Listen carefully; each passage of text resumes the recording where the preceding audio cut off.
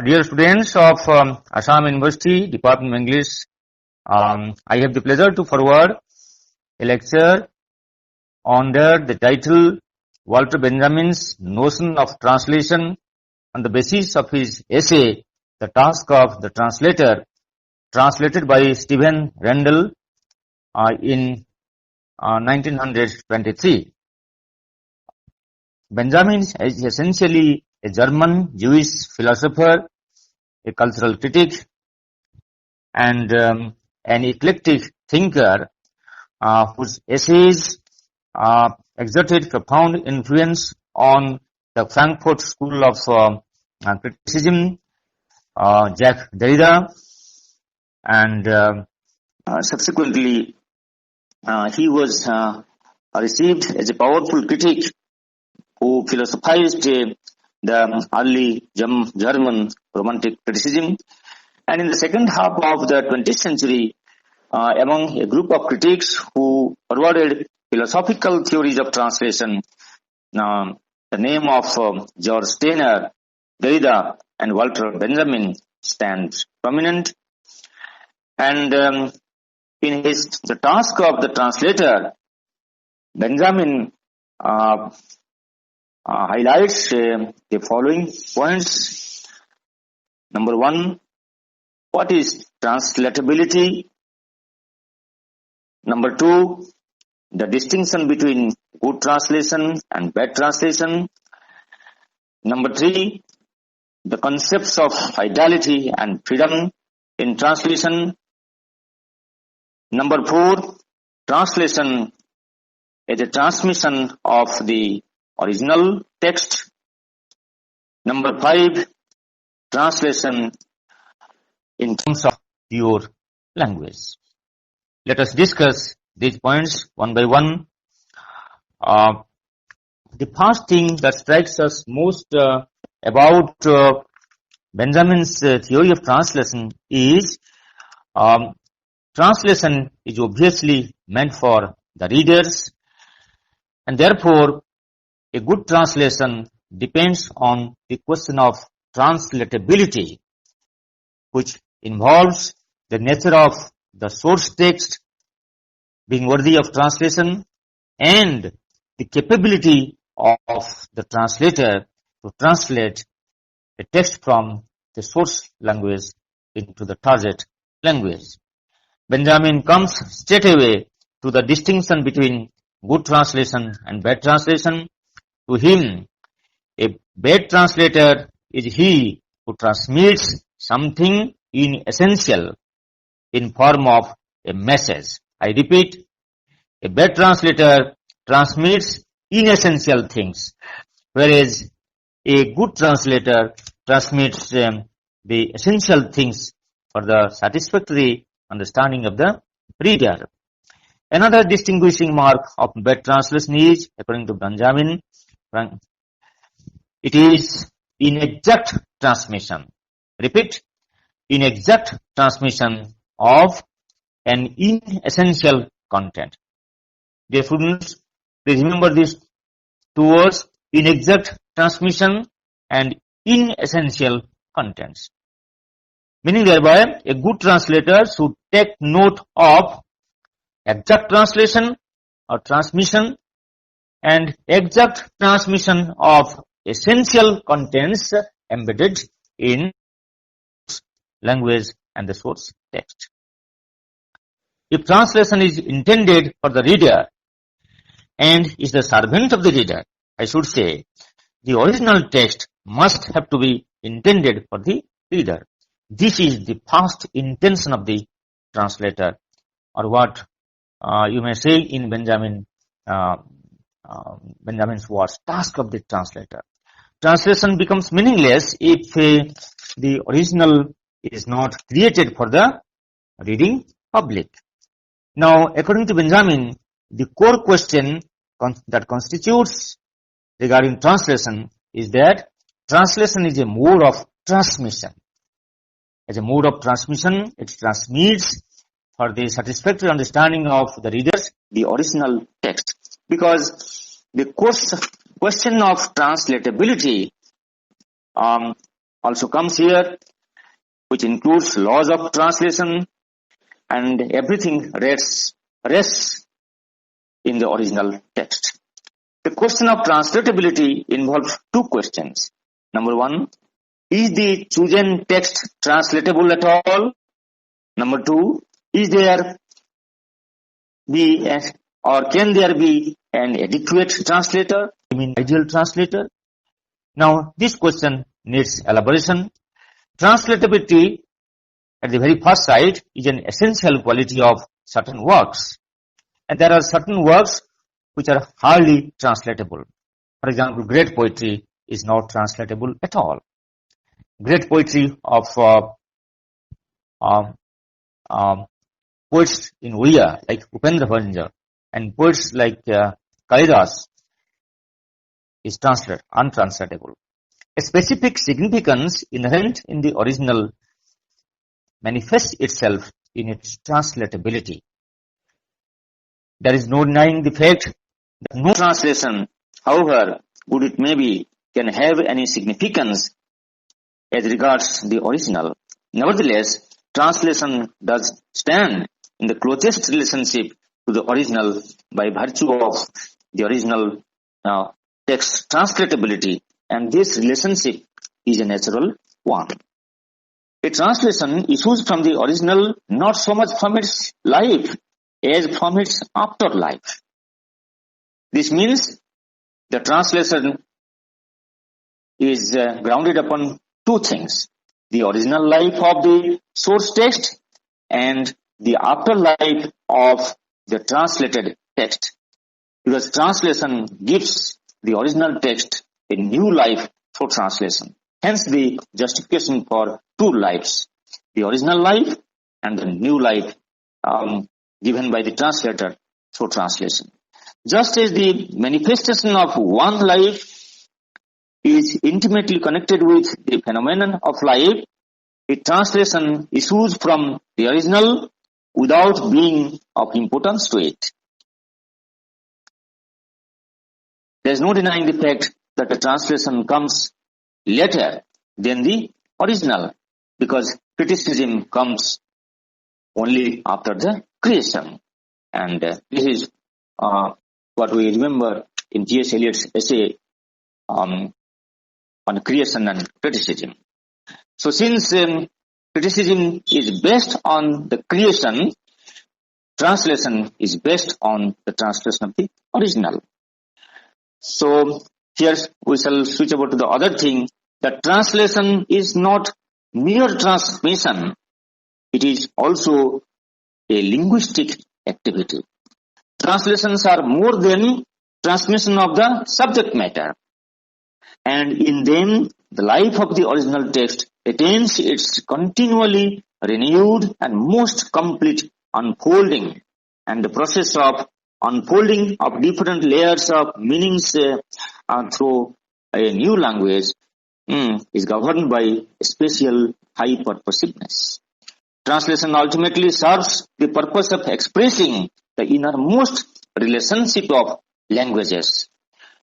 Obviously, the language in the source text, and the language in the targeted text, and the language to which the translator himself belongs.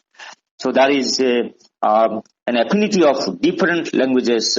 So translation is based on the relationship of different languages. And the innermost thinking of language does not matter, because languages are not strangers to one another. Somehow or the other, languages are interrelated, and their kinship can be established by conveying the form and meaning of the original as accurately as possible. To grasp the genuine relationship between an original and a translation requires a deep investigation. I underline the point, a deep investigation into language, and that is the task of the translator, perhaps one of the greatest tasks of the translator, to go for a systematic and serious investigation into languages. And here we emphasize that translation is not mere transmission of the original text on the basis of thematic course, but it is more predominantly an investigation, a serious investigation into language. Since translation is intended to give a renewal of a new life, mere mimesis or search for closeness to the original will not do. That would defeat the very purpose of translation. To Benjamin, translation is transcreation or transformation or transplantation of the original with a new life. The original has to undergo a change because change characterizes our very existence. If you remember the Greek philosopher Heraclitus, who says all life is in flux and we are all subjected to the process of changeability because changes characterize our existence. Even words with fixed meaning can undergo a change, a maturing process. So translation involves a maturing process that includes or entails the miraculous meaning of the languages. And one particular text attains a new life in the hands of different translators, because every translator has his own originality and his individual perspective towards language. Therefore, translation is a linguistic exercise, and what is fresh and current style today may sound hackneyed and archaic tomorrow. So change in style and meaning are therefore inevitable in a good translation. There is nothing called fixed or static in translation, because translators change, their languages change, their socio-cultural ethos also change. So under the circumstances of changeability, the mother tongue of the translators also change. So the same text I've already told you may take a new form in three different translators belonging to three different languages and three different socio-political cultural ecology. The greatest translation therefore becomes transformation or transcreation, and it is destined to become part of the growth of its own language and eventually to perish with its renewal. Translation is therefore a dynamic experience and a dynamic process. And Benjamin uses in this context the term pure language, which is often asked in the examination. Please take note of these. Questions are always asked about the pure language. The term pure language is used by Benjamin in the context of kinship of language. I repeat, the term pure language is used by Benjamin in the context of kinship of language, which is achievable not by any single language, but by the totality of their intentions supplementing one another. This is called pure language, whereas all individual elements of foreign languages, such as words, sentences, associations, are mutually exclusive. These languages supplement one another in their intentions. This law is one of the fundamental principles in the philosophy of language. The concept of intention involves the difference between what is meant, I quote, and the way of meaning. For example, in the words brute and pain, what is meant is the same. The way of presenting the meaning is different. Though the two words are different, the way of meaning in them is supplemented in its relation to what is meant. Language is in a constant state of flux. Words, sentences change until it is able to emerge as the pure language from the harmony of all the various ways of meanings. This is important. Pure language emerges from the harmony of all the various ways of meanings. It is translation that catches fire from the eternal life of the word and the perpetually renewed life of language. It is translation that keeps putting the hallowed growth of languages to the test And this is how translation is more a linguistic exercise than a mere transmission. All translation is only a somewhat provisional way of coming to terms with the foreignness of languages. In translation, the original rises to a higher and purer linguistic air. It cannot live there permanently, nor can it reach that level in every aspect of the work. Yet, in a singularly impressive manner, it at least points the way to this region, the realm of reconciliation and fulfillment of languages. Out of the reconciliation of two different languages, one used by the source text, another used by the target text, and again the kinship between these two languages can be further taken in close proximity with the linguistic competence of the translator himself. This is what I emphasize, kinship of language, and out of this negotiation and kinship of language emerges what Benjamin says, pure language. And pure language makes the translator timeless and his translation ideal. The original cannot enter there in its entirety in translation. But what does appear in this region is that element in a translation which goes beyond transmission of subject matter. Translation is not an easy task, because while translating, the translator faces the fact that the relationship between content and language is quite different in the original text and the translated text. Whereas the content and language form an amicable unity in the original, like a fruit and its skin, the language of the translation envelops its content like a royal robe with many folds. In that case, it signifies a more exalted language than its own, and thus remains unsuited to its content and becomes overpowering and alien as well. This disjunction prevents translation very often, and at the same time makes it superfluous.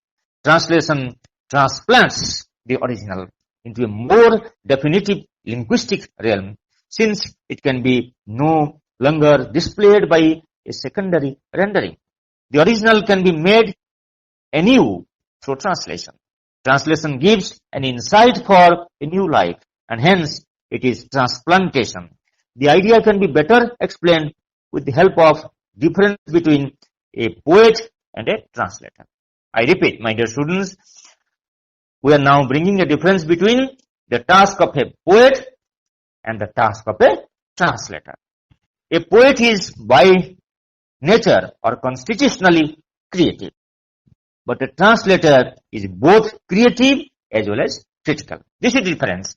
A poet is by nature creative, constitutionally creative, by birth creative, whereas a translator is both creative as well as critical, at least from the standpoint of linguistic exercise, because he has to fight with the language in which he would translate the original text from a different language. Therefore, the task of the translator, according to Benjamin, may be regarded as distinct and clearly different from that of a poet. The task of the translator consists in finding the particular intention towards the target language into which the work is to be translated. This is precisely because in the target language, the echo of the original language is produced. This is very important. While rendering the text into a target language, the translator must keep in mind how to echo the original language in the targeted text. Another task of the translator is to bring the seeds of pure speech to ripeness in translation. This is a feature of translation which distinguishes the role of a translator from that of a poet. Unlike the translator, the intention of the poet is never directed towards the language as such, at its totality. It is rather aimed at solely and immediately at specific linguistic contextual aspects. The intention of a poet is spontaneous, primary, and manifest. That of a translator is derivative, ultimate, ideational. The translator's task is tough because his risky intention is to integrate many tongues into one true language, what he says pure language, in which no independent sentences and artificial judgments will work because they remain dependent on translation. Translation depends on true language rather than philosophical musings or sentimental outpourings as you find in poetry, especially in romantic poetry. Translation requires meticulously articulated use of words with utmost concentration and seriousness of purpose. In this respect, the poet is more free than the translator. It's a very good point. The poet is more free than the translator because the translator has to take the burden of double responsibility to understand the original text as creation and to render the original text into a translated text, which involves a lot of critical ability or critical achievement. Therefore, translation is a difficult task which entails both fidelity and freedom. These are two important aspects, my dear students. While a translator attempts for translating a text from source language, he must be true to fidelity to the original text, and he must be enjoying some freedom also to make the translation, transcreation, recreation, or representation. Freedom gives him to make the translation a creation of a new life. Otherwise, translation will remain a soulless creation. The freedom of the translator consists in his rendering in accordance with the meaning and in its service to the reader. Keeping in mind the intention of the reader who belongs to a different cultural ecology, the translation has to exercise his freedom, and that is the topical demand of the readers and the demand of the new ecology to which the translator belongs. In other words, fidelity and reproduction of meaning are important, and viewed from conventional standpoint, fidelity and meaning are perpetually cut up in an irresolvable conflict. Fidelity in translating the individual word can almost never fully render the meaning it has in the original text. This is because the meaning is fully realized in accordance with its poetic beauty or significance for the original work, not in the intended object, but rather precisely in the way the intended object is bound up with the mode of intention in a particular word.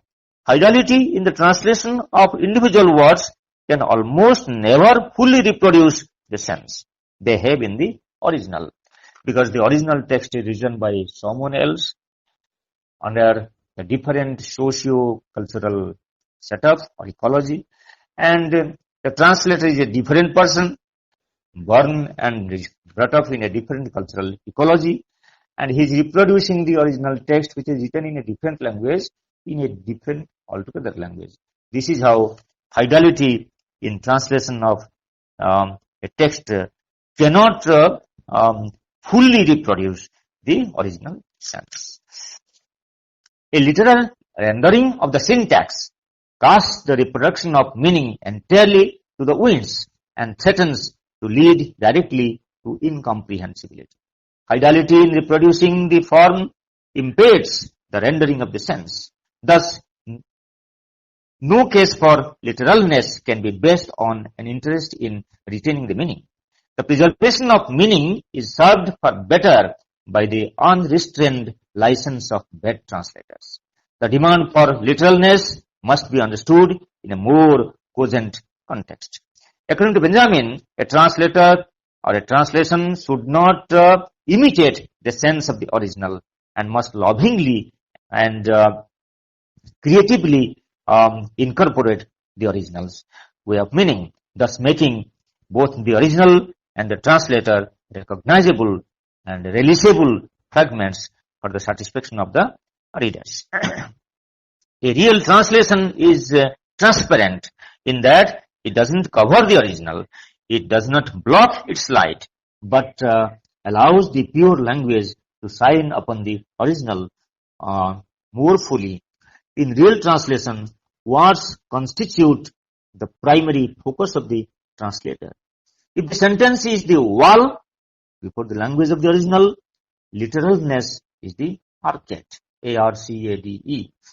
So the pure language emerges out of the kinship, out of the negotiation between different languages with special reference to the language of the original text, source text, and the language of the target text. So translation must in large measure refrain from wanting to communicate something from rendering the sense. And in this, the original is important to it only in so far as it has already relieved the translator and his translation of the effort of assembling and expressing what is to be conveyed. In the realm of relation to the expression in the beginning was the war does apply. As regards the meaning of language of a translation, can let it go so that it gives voice to the intention of the original, not as reproduction, but as harmony, as a supplement to the language in which it expresses itself as its own kind of intensio.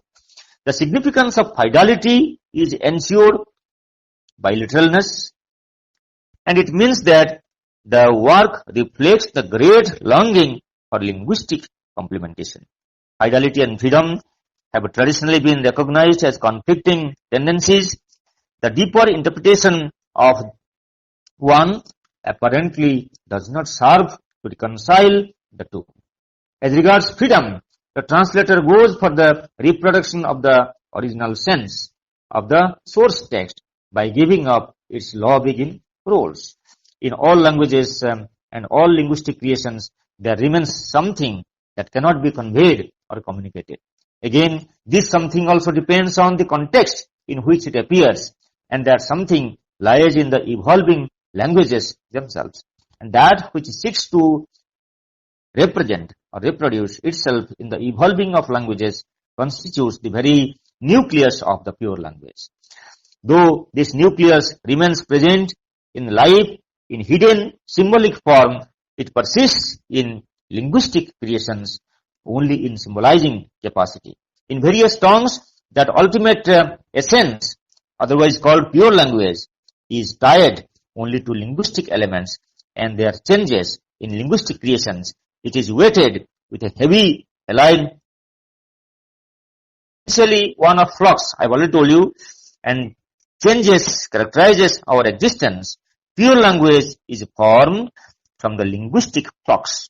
I repeat, pure language is formed from the linguistic flux change. To Benjamin, the most powerful task of a translator is to realize the pure language, which is inexpressible. Pure language is creative, born out of negotiations. The pure language neither means nor expresses anything. It is creative and an invisible potential, and hence it is expressionless.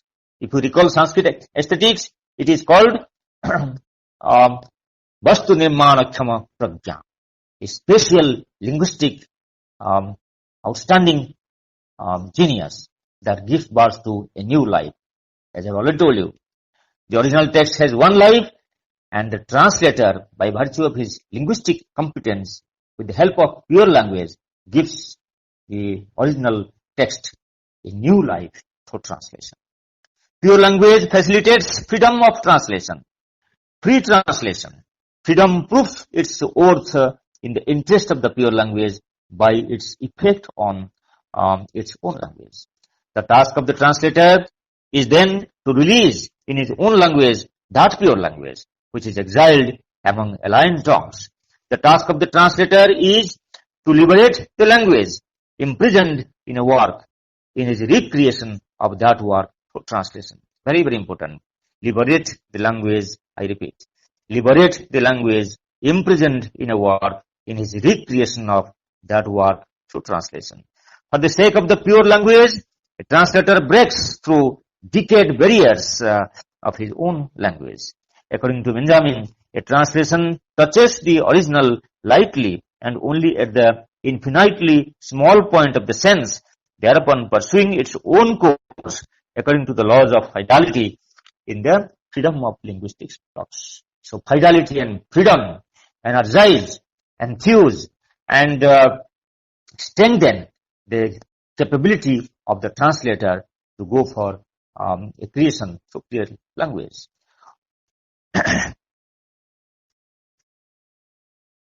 Of the work, the more it remains translatable, even if its meaning is touched upon only flex, fleetingly. Translation proves to be untranslatable not because of any inherent difficulty, but because of the looseness with which meaning is attached to them. By citing the ideal translation of Sophocles' two tragic plays into German by Holderlin, Benjamin holds that the task of the translator is to realize the harmony of languages in a profound manner so that sense of the original text is touched by language just as an Aeolian harp is touched by the wind. A true translator following Holderlin must remember that translations are prototypes of their form. I repeat, translations are prototypes of their form. In Holderlin's translations, meaning plunges from abyss to abyss until it threatens to become lost in the bottomless depth of language. Dear students, on the whole, the translation is a very difficult task, as the very title says. While emphasizing Benjamin's views of translation and especially the task of the translator, we have emphasized these points. Let me summarize before I conclude. Translation entails the art of translatability, which depends on the text as well as the credibility of the translator. Then we also discussed the discussion between bad translation and good translation on the basis of the emphasis on the transmission of the subject matter, which is not the only criteria of the translation. Then we came to the point that translation is not mere transmission of the original. Translation is a linguistic exercise because the translator has to take note of both the languages, I mean language of the source text and the language of the translated text, apart from his own linguistic competence. Then the most important task of a translator is to think of a pure language in which translation becomes a new life. Translation gives a new life to the life already existed in case of an original text. Then we came to the question of the fidelity and freedom of the translator, which are originally opposed to each other, but then that is also a task for the translator. The translator must have some kind of freedom on the one hand, and on the other hand, he must have also fidelity to the original text. Because if he comes closer to the original text, his creativity and freedom will be lost. And if he goes far away from that original text, his fidelity to the original sense, the original language will also be equally lost. Under these circumstances, the task of the translator is very risky. He has to negotiate between fidelity and freedom, and then go for translation as recreation and translation as transplantation. Thank you.